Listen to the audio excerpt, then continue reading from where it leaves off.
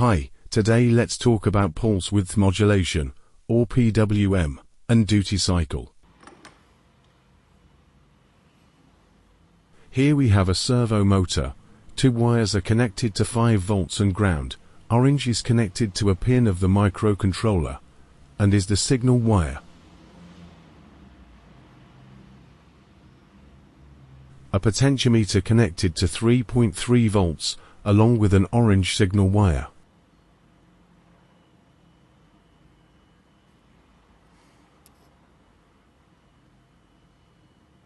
An OLED screen also connected to 3.3 volts, along with a signal wire and clock wire connected to the microcontroller.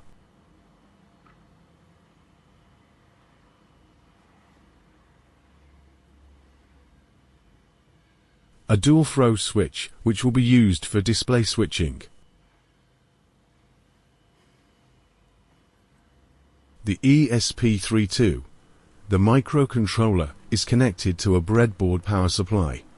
This provides 5 volts and 3.3 volts on the rails, an AGPIO extension board. Let's plug it in and power it on. On the display is an image of a square wave and some extra details. More specifically, this square wave, which can be found in the specification sheet of the servo motor. What does it mean, and how does it work? This is actually a snapshot of one 20 millisecond period, one of 50 that are passed to the servo electronics every second.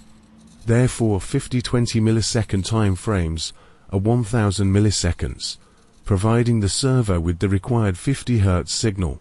By adjusting the width of the pulse in the first 0.5 to 2.5 milliseconds of the 20 millisecond time frame, the angle of the servo motor can be changed. Flipping the toggle switch shows a different view, where a needle on a graph tracks the movement of the servo motor.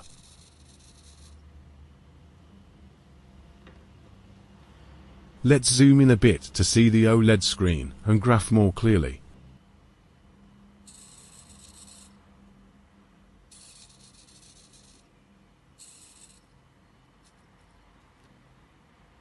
Viewing the graph and the servo, you will notice that the positions on the graph line up with 45-degree increments that the servo motor can move. This way, the servo motor can be set quite precisely to various angles, and also allows for good repeatability of selecting the same angle again if needed.